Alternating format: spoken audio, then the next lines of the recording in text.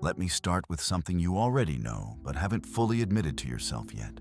The most powerful people around you, the ones who seem to rise effortlessly, who command rooms without raising their voice, whose calls get returned within the hour, they are playing a different game. They have a different operating system. The gap between their system and yours is not talent. It is a specific, learnable form of intelligence that almost no one teaches openly, and even fewer people discuss honestly. That intelligence has a name. Social intelligence at its darkest and most functional level, the capacity to read the hidden currents of human psychology, to understand what is actually happening beneath the surface of any interaction, to navigate the laws of power without being destroyed by them. You have been handed a different story your whole life. Work harder.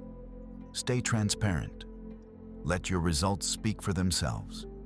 And you have done all of that and watched someone with less talent, less discipline, and fewer principles walk right past you. That is the specific wound this video is addressing. If you are still here, you are ready to stop explaining it away. Niccolò Machiavelli wrote his most famous work from a farmhouse outside Florence, stripped of his government position, kept out of power by the very forces he had spent his life serving. He wrote it not as consolation, but as precision, a map of how power actually moves between human beings, drawn by someone who had watched it up close for decades.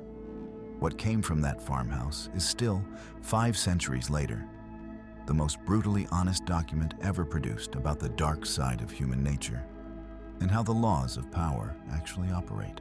What follows is a guided walk through 9 of those laws, distilled, updated, applied to the world you are navigating right now. Some of what you hear will disturb you. That is a feature, not a flaw. Disturbance is the beginning of self-mastery. Welcome to the psychology of power. One more thing before the first law. Dark intelligence is not a shortcut. It is a lens, and what it demands of you is the capacity to hold 2 things simultaneously. A clear-eyed view of how the world actually operates, and the self-possession to move through it without becoming what you study. That tension is not a problem to resolve. It is the condition of genuine power. The person who internalizes these laws and loses their moral center in the process has simply traded one form of weakness for another. The person who internalizes them and retains it has something genuinely rare: strategic range with a governing purpose. That combination is what this entire video is building toward. Before you can absorb these 9 laws, there is one foundational assumption you need to dismantle, because it is the assumption that has been holding you back your entire adult life. The world does not run on merit. You were taught that it does. It does not. This is a structural observation, not a cynical one. Understanding the difference between those 2 framings is where genuine self-improvement actually begins. Think about every institution you have moved through. Schools, corporations, political organizations, social hierarchies. In every one of them, the story was the same. Perform well, demonstrate your value consistently, keep your head down, and advancement follows as a natural consequence. It is a clean and satisfying narrative. It is also a fundamental misreading of human psychology. What actually drives advancement in complex social systems is perception management, the ability to shape how others experience you, combined with political intelligence, the ability to understand who holds power, what they want, and how to position yourself within those relationships with precision. A landmark study out of UC Berkeley found that in group settings, the individuals perceived as highest in status were consistently those who projected the greatest confidence, not those who were most accurate or most competent.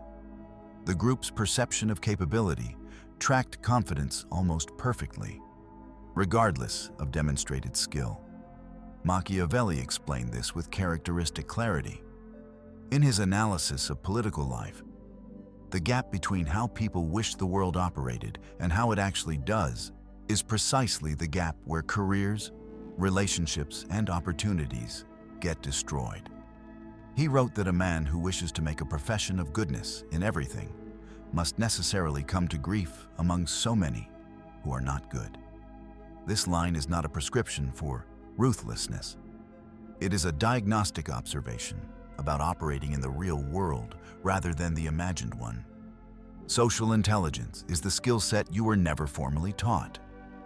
Ancient wisdom traditions understood it long before it became an academic field. Machiavellian coded it in political philosophy. The Stoics practiced it as a discipline of the self. And every generation that has risen to genuine influence has worked with some version of these principles, whether through deliberate study or brutal experience. The question is whether you learn them through experience, which is slow and expensive, or through deliberate study, which is what you are doing right now. Dark intelligence is the decision to stop playing the game you were told to play and start playing the one that is actually being played. The 9 laws that follow are the rules. Law 1. Strategic silence. Information is currency. Most people spend it like they have an infinite supply. Every time you speak in a high-stakes environment, a negotiation, a performance review, a first meeting with someone who holds something you want, you are making a transaction. You are exchanging information about your intentions, your insecurities, your position, and your desires for the temporary relief of being understood. That relief is expensive. And in the laws of power, the person who spends most pays most. Most people talk to fill the emotional void that silence creates. They explain themselves when no explanation was requested. They justify decisions that were never challenged. They overqualify statements that were already believed. Each of these moves is a signal, and signals are what sophisticated observers collect. Human psychology, when applied to power dynamics, operates on a principle that Machiavelli observed firsthand in the councils of Italian city-states. The advisors who spoke first and most frequently revealed the full architecture of their thinking to anyone willing to listen. The ones who waited, who allowed silence to age in the room, before committing to a position, gathered intelligence, while their counterparts spent it. 3. Silence creates a vacuum. And a vacuum in any social or psychological context will be filled by whoever is most anxious. Watch what happens when you stop filling the space in a difficult conversation. The other person starts talking. Their anxiety drives them to explain, to volunteer information you never asked for, to reveal the gap between what they said they want and what they actually need. They show you exactly where they are flexible. They tell you, without intending to, precisely what levers move them. You learn all of this by saying nothing. Self-mastery begins with mastery of output. The Stoics were perhaps the most rigorous practitioners of this discipline in Western history. Marcus Aurelius, writing in private with no audience in mind, returned again and again to the discipline of restraint, what you choose to say, what you choose to withhold, and the distinction between the two as the fundamental act of a self-possessed mind. 4. Psychology explained at its most direct. Stimulus control. The discipline of choosing your responses rather than being driven by social pressure to produce them. There are 3 disciplines worth building directly from this law. Speak to deliver. Not to fill every sentence in a consequential conversation should carry a specific function. And if you cannot identify what that function is, the sentence should stay unspoken. Answer questions with questions when the exchange is adversarial. Returning information requests to the person who made them shifts the intelligence dynamic back to your favor and tells you what they actually need to know. Allow pauses to stand when silence opens up after you have made your position clear. Let it age until the other person moves. They almost always will. When you stop reacting to silence as a threat and start deploying it as a tool, you cross a line that very few people ever cross. The most intimidating figures in any room are rarely the loudest. They are the ones watching the ones who, when they finally speak, have already mapped the entire field. Build that reputation. It takes less time than you think. If this is landing, hit like and subscribe. There's a lot more coming, and you will want to be here when it does. Law 2, strategic amorality. Strategic amorality is the capacity to analyze human behavior without letting your moral framework blind you to its mechanics. This is the law that generates the most resistance, and that resistance is itself diagnostic. It tells you exactly where your thinking has been constrained by a framework handed to you rather than chosen by you. Your moral framework functions as a prediction system. When someone behaves in a way that violates your model of how decent people act, you experience it as a shock of betrayal, an injustice, an offense that demands emotional response. And while you are inside that emotional response, your strategic capacity is offline. You are reacting. You are no longer thinking. In the laws of power, the person who is reacting is the person being outmaneuvered. Strategic amorality does not require you to abandon your values. It requires you to separate the moment of analysis from the moment of judgment. First, understand what happened and why. Then decide how you feel about it. The order is everything. Machiavelli explained this dynamic with characteristic precision in his analysis of the Florentine political world. Men judge by the eye rather than the hand, because everyone can observe appearances while very few can assess the underlying reality. 5. The world is populated by people responding to appearances, reacting to what things look like, rather than understanding what they are. When someone moves against you, the instinctive question is, why did this happen to me? The strategic question, the one that produces actionable intelligence, is what incentive made this move rationale for them. That shift, from moral outrage to structural analysis, is the entire pivot point. Human psychology operates on interest, fear, and status. The moral categories of fair and unfair, deserved and undeserved, are overlays that individuals impose on a system that does not recognize them. When you map the actual incentives driving a person's behavior, you understand them. When you understand them, you know how to respond in a way that produces your desired outcome, rather than a response that releases emotional pressure at the cost of everything else. The dark side of human nature is this: people almost always act in accordance with their interests, even when they are telling themselves a more flattering story about their motivations. Recognizing this is the beginning of social intelligence at a functional level. Ancient wisdom traditions were unflinching about it.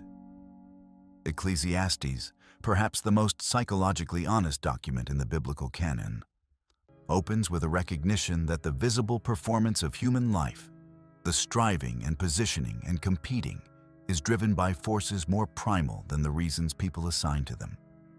The writer of that text had seen kingdoms, accumulated wealth, exercised power, and arrived at a single observation. Look beneath the stated rationale, and you find the mechanism. The laws of power operate the same way. Strip away the stated reason for any human action in a competitive environment, and you almost always find interest underneath the need to protect position, acquire resources, maintain status, or eliminate a perceived threat. Once you see this mechanism clearly, you stop being shocked by it. The person who cannot be shocked by human self-interest is dramatically harder to manipulate, because the primary lever used against moral people is the manufacture of outrage. If you can be made to react emotionally, you can be made to act predictably. Strategic amorality is the decision to make yourself unpredictable to anyone trying to pull that lever. This is self-improvement at its most demanding level. The cultivation of a mind that can observe the dark side of human nature without being destabilized by it, and without losing the values that make you worth following in the first place. Think of yourself as a diagnostician. A diagnostician does not call the pathogen evil. The diagnostician identifies it, understands its mechanism, and responds with the precision the situation requires. Law 3. Controlled vulnerability. Full invulnerability is a liability. The person who appears to have no weaknesses, always composed, always correct, always operating at a register above everyone in the room, generates envy. Envy is a status threat response, and status threat responses drive people to form coalitions against whoever triggered them. Machiavelli warned against inspiring hatred, even the passive, slow-burning variety rooted in envy, as more dangerous than inspiring open opposition. 6. Open opposition you can address directly. The quiet resentment of someone who feels perpetually diminished by your presence is invisible until it is already inside your defenses. The solution is surgical. You display a carefully selected weakness, small enough to be genuinely harmless, real enough to be believed. Benjamin Franklin understood this intuitively before the underlying psychology was ever studied formally. His method was to ask someone he needed to build rapport with to do him a small favor, borrow a book, seek advice in their area of expertise. He observed that the person who helped him invariably felt warmer toward him afterward. The act of helping is itself an investment, and human psychology, almost without exception, increases its positive regard for whatever it has invested in. Researchers formalize this as the Ben Franklin effect. 7. When you ask someone for something small and manageable, you give them the opportunity to feel competent and generous simultaneously. Their guard drops. They feel a sense of shared humanity that pure competence and authority can never create. And while that guard is down, they are bonded with the flaw you showed them. They think they have your measure. They are wrong. The rule is precise. The vulnerability you display must be real enough to resist being dismissed as theater, and inconsequential enough that it can't be used against you. You admit to being terrible with technology in a domain where technical skill is not the measure of your authority. You tell a mildly embarrassing story from an earlier phase of your career. You ask for guidance in someone's specific area of expertise and let them feel superior in that bounded domain. Show the scratch. Never show the wound. The wound your real pressure points, your genuine strategic weaknesses, the fears and limitations that would matter to someone trying to defeat you, those go into a vault that no one else knows exists. Human psychology is wired for reciprocal disclosure. If you share something personal, the other person feels compelled to share in kind. You are engaging that mechanism, but you are doing it with a precision they cannot see. They are bonding with a curated fragment. They believe they are getting the real thing. The ancient Romans understood this distinction under the concept of virtus, the fullness of human capability, which included both strength and the intelligence to deploy it strategically. The person who demonstrated virtues was the person who knew which card to show, when, and to whom. In every era and every culture that has produced genuine leaders, the most dangerous individuals are the ones who have been underestimated. You are engineering that underestimation, deliberately, with full awareness of what you are doing. Law 4, the mirror. The most common strategic error in high-stakes social environments is the attempt to be the most impressive person in the room. The most effective alternative is becoming the most reflective one. Here is the foundation of this law in human psychology. People are, at the deepest level, absorbed with themselves. This is the structure of consciousness, not an insult. Every individual is the center of their own narrative, the protagonist of a film only they are watching in full. Everyone else in that film is, to some degree, a supporting character. Your instinct in social competition is to become a more compelling protagonist, to be more interesting. more articulate, more visibly capable than the people around you. That instinct works against you in most high-stakes interactions, because it positions you as a competitor for center stage in a movie whose lead role has already been cast. The laws of power suggest an entirely different position. Become the mirror. A mirror does not compete. A mirror reflects. When you learn to reflect someone's emotional state, their speech rhythm, their specific terminology back at them with precision and genuine attention, something specific happens in their psychology. They feel understood at a level they rarely experience. Familiarity registers as safety. Safety registers as trust. Trust opens doors that competence alone can never open. FBI hostage negotiators, professionals whose social intelligence is trained to the point where the wrong move costs lives, use mirroring as one of their highest leverage techniques. When you repeat back the last few words someone used, calmly and without adding interpretation, you give them an invitation to go deeper into what they actually mean. They almost always take it. 8. And while they do, you are doing something else entirely. You are observing. You are logging the topics that light them up and the ones that produce the micro-tension of genuine anxiety. You are identifying the gap between their stated position and the emotional undercurrent beneath it. You are learning, with specificity, what they actually want, what they fear, and what would move them. This is psychology explained through practice. The person who speaks least and reflects most in any social interaction walks away with the greatest intelligence advantage. There is a deeper dynamic operating beneath the surface of mirroring. When people feel profoundly understood, genuinely heard in a way that most interactions never provide, they extend trust in excess of what any stated credential could justify. They will advocate for you in rooms you have never entered. They will defend you in conversations you will never hear. This happens because real, focused attention is genuinely rare. Most people are so consumed with managing their own presentation that they are functionally absent from the interaction they are nominally present in.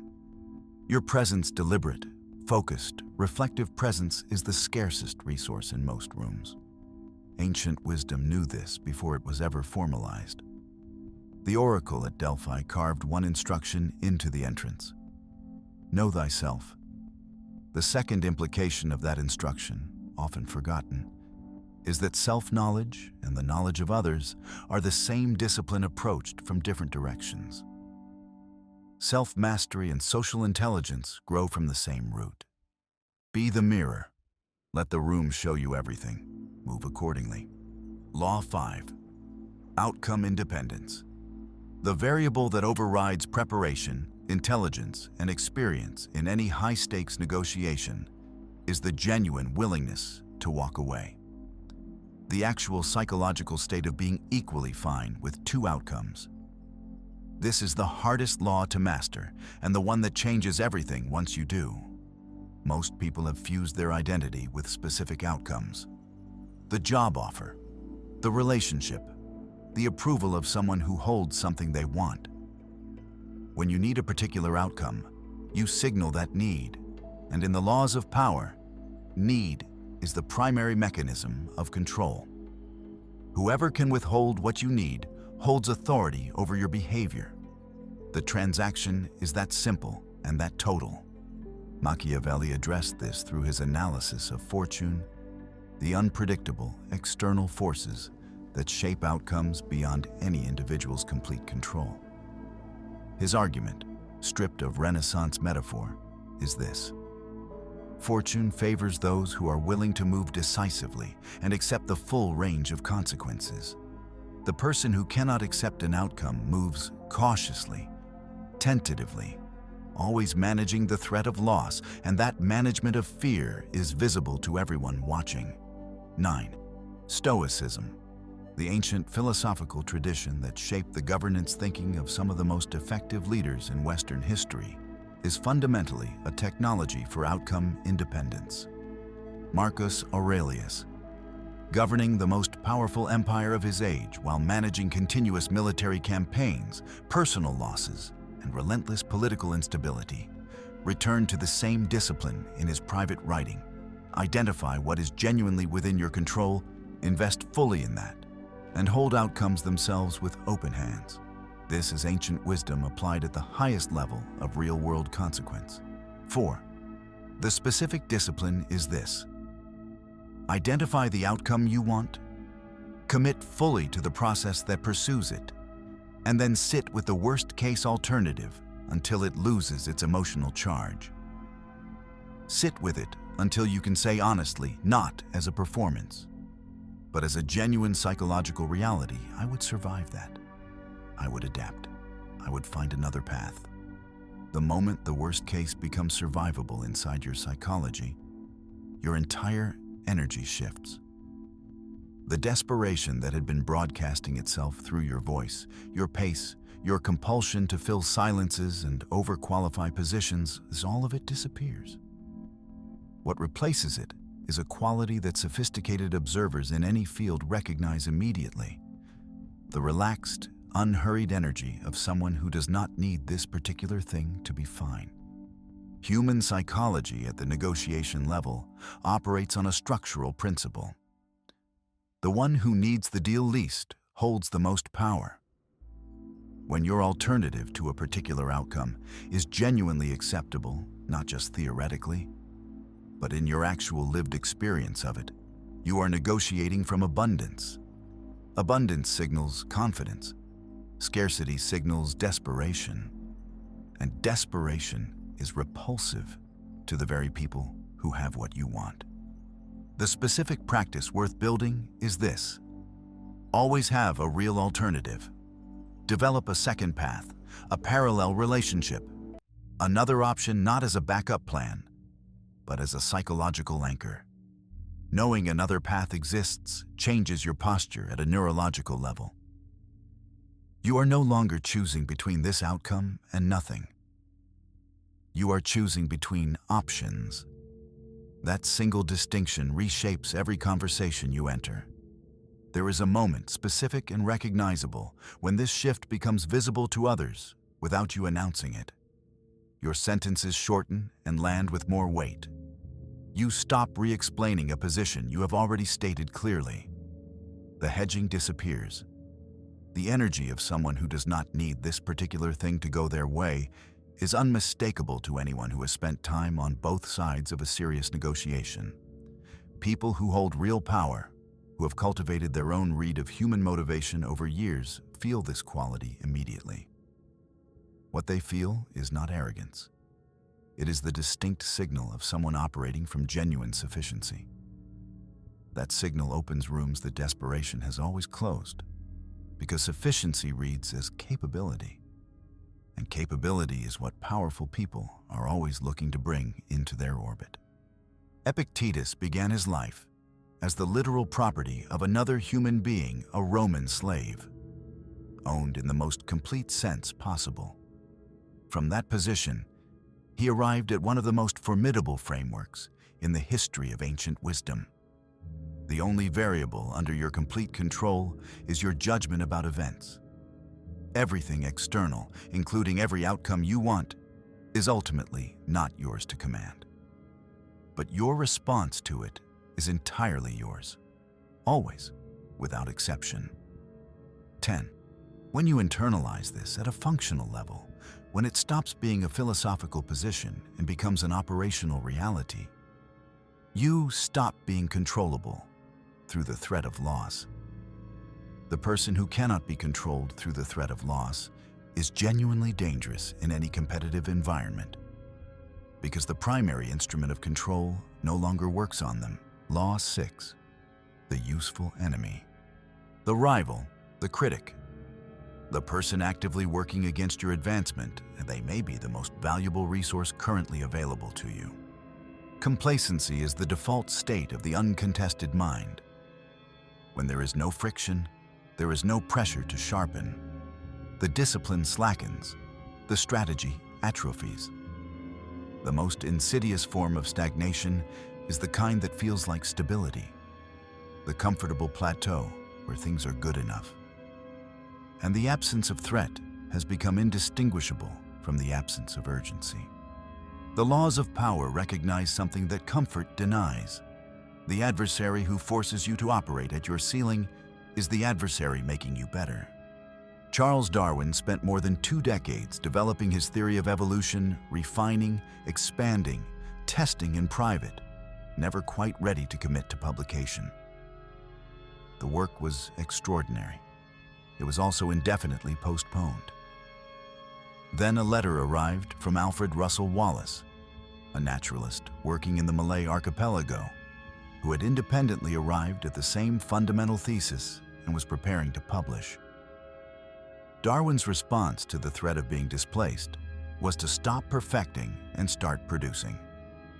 Within a year, the most consequential scientific document of the 19th century was in print. The rivalry accomplished what 20 years of solitary ambition could not have imposed a deadline on a mind that had none. 11. This is Machiavelli explained through the lens of historical reality rather than abstraction.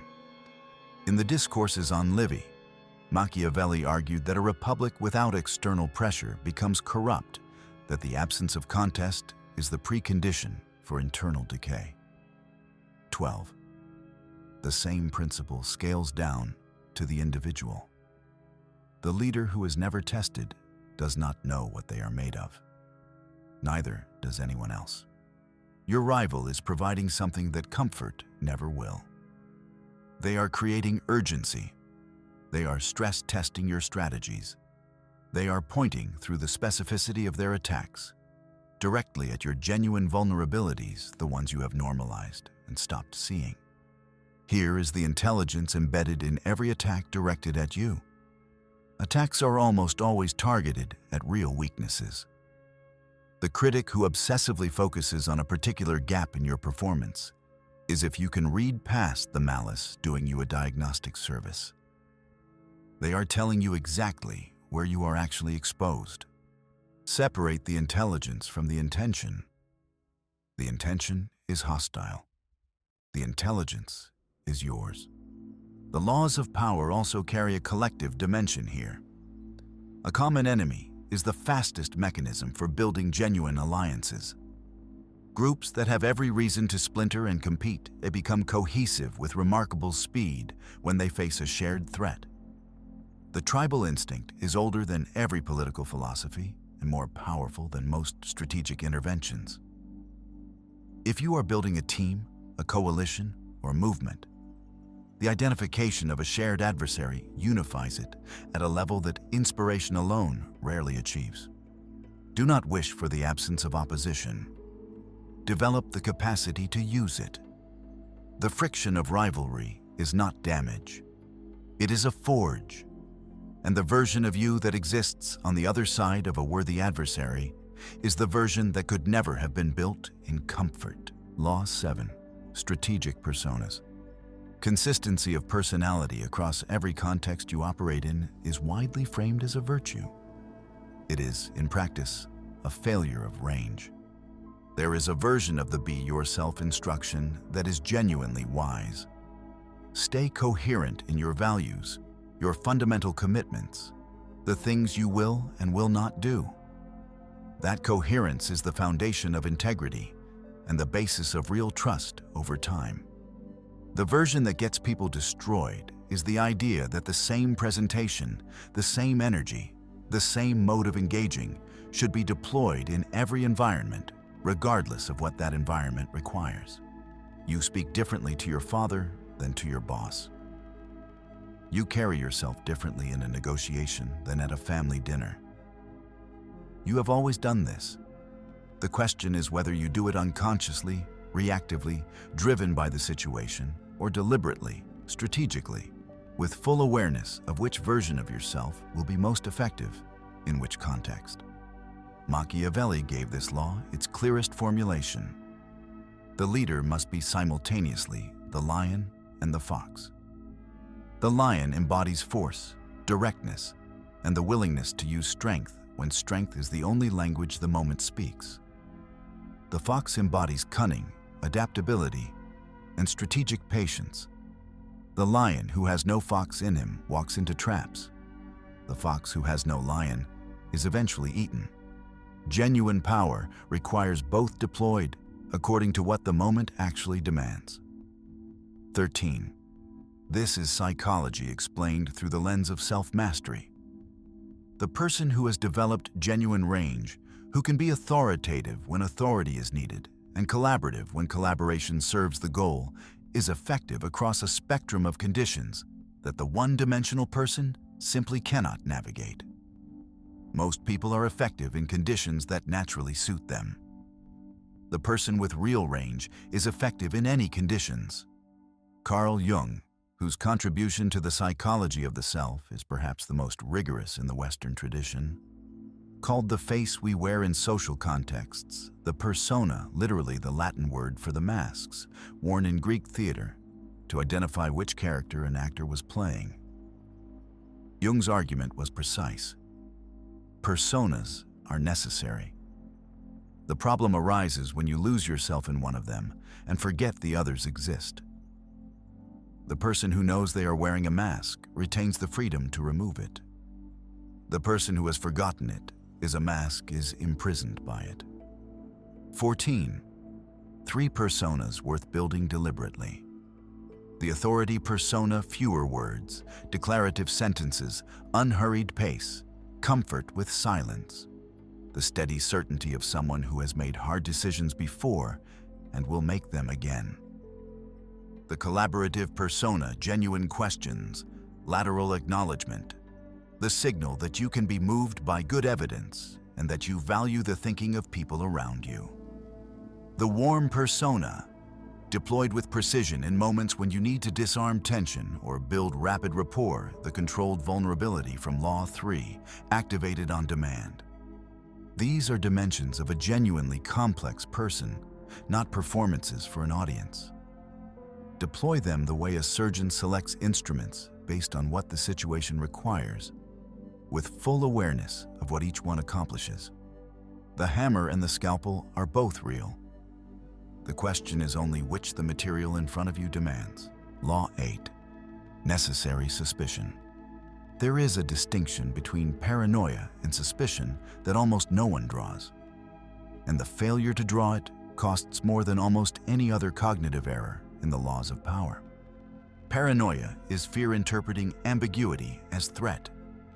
It is a closed system. It starts from the conclusion and builds evidence backward. Paranoia cannot be corrected by information because it does not operate on information. It operates on anxiety. Suspicion is structured attention. The disciplined practice of observing what people actually do consistently across time under varying conditions of stress and changing incentive, and building your assessments of their reliability from that evidence alone. Suspicion asks questions. Paranoia has already answered them.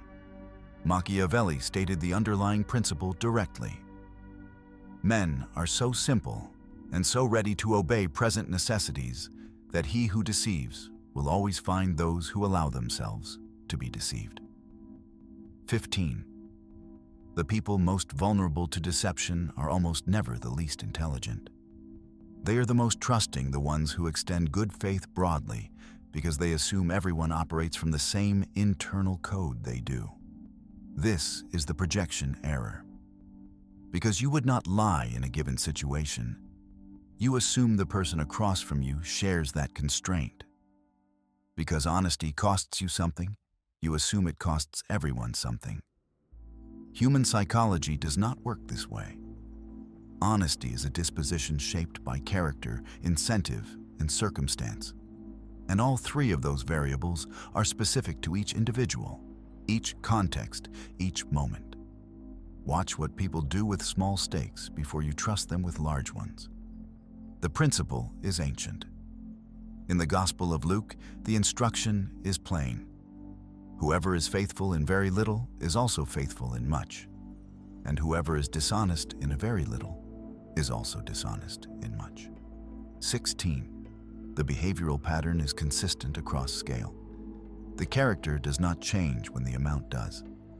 Give someone a minor responsibility and observe how they exercise it. Give them information you would prefer kept confidential and see whether it surfaces in other conversations. Grant them a small amount of authority and observe whether they stay within its scope or immediately test its edges. This is calibrated trust deployment, building your confidence in a person from demonstrated evidence rather than stated intention. Stated intentions are notoriously unreliable predictors of behavior. This is not because people lie, though some do.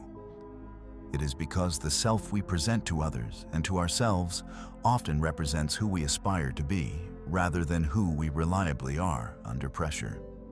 The gap between intention and execution is not moral failure. It is human architecture. Work with it, not against it. There is also a listening skill that belongs specifically to this law. The skill of noticing what is systematically absent from what someone says. Every person's communication has gaps. Topics they reliably avoid, information they never volunteer, contexts they never reference. Those gaps are data. The person who never mentions what they owe other people, who never acknowledges competing commitments, who never surfaces the downsides of their own proposals, that pattern of omission tells you something their actual statements cannot. Self-mastery in this domain is the cultivation of a background awareness that runs beneath your normal social engagement. Warm, genuinely present, connected on the surface and quietly observing the full picture underneath. Ancient wisdom traditions describe this as discernment, the capacity to engage the world as it presents itself while maintaining clarity about what the presentation may be concealing. Trust earned through consistent action across time.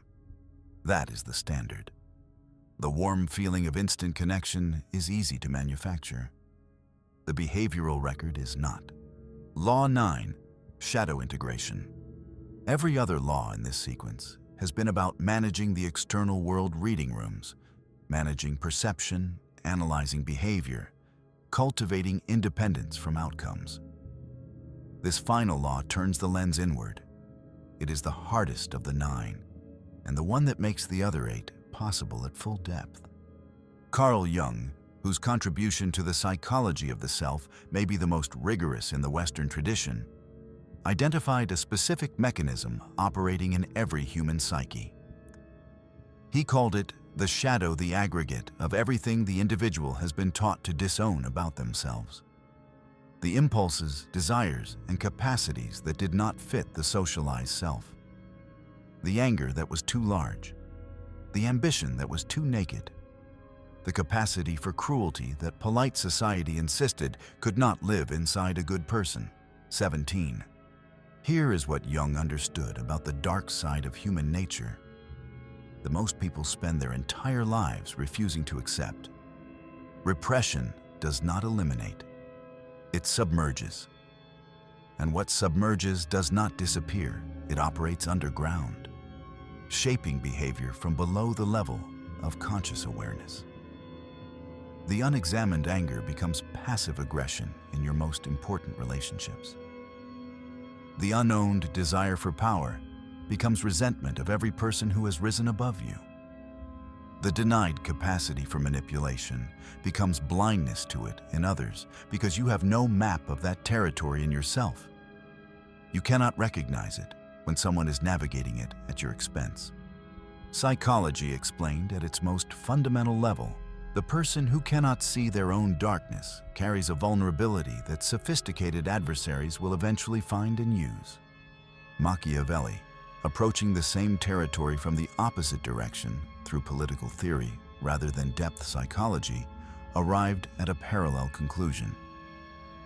His ideal leader was the person who had fully internalized the capacity for bad methods while remaining committed to good ends. This is the specific virtue Machiavelli valued above all others in the rulers he studied. The willingness to do what was necessary, paired with the judgment to know when it was actually necessary. The force of the lion available, and the restraint of the fox choosing when to deploy it. 13. A harmless person is the person who lacks the capacity to cause harm. That is a structural limitation, not a moral achievement. Real moral authority belongs to the person who has the full capability and chooses how to deploy it with clarity and precision, in full awareness of the alternatives. The Gospel of Matthew carries an instruction worth holding here. Be wise as serpents and harmless as doves. The sequence is not accidental. The serpent's intelligence comes first, the awareness of danger, the capacity for precision, the full knowledge of what the creature is capable of. The dove's gentleness is the choice of a creature that already possesses the alternative, peaceful by choice. The entire weight of this law lives in that phrase. The Roman general Cincinnatus is the archetype of this principle in the Western tradition. Twice called from his farm to assume absolute dictatorial command of Rome during military crisis, he exercised that power with total decisiveness each time, and, when the crisis passed, he returned to his fields without ceremony, without bargaining, without any attempt to hold what he had been given. What made Cincinnatus worth the calling was not only his capability, but the visible evidence that power was never his object. He held it as a tool, not as an identity. That distinction between the person whose authority is an extension of their character and the person for whom authority is the whole point is felt by everyone in a room, even when no one can articulate what they are sensing. The first kind of person commands something the second never will. Genuine trust in their restraint.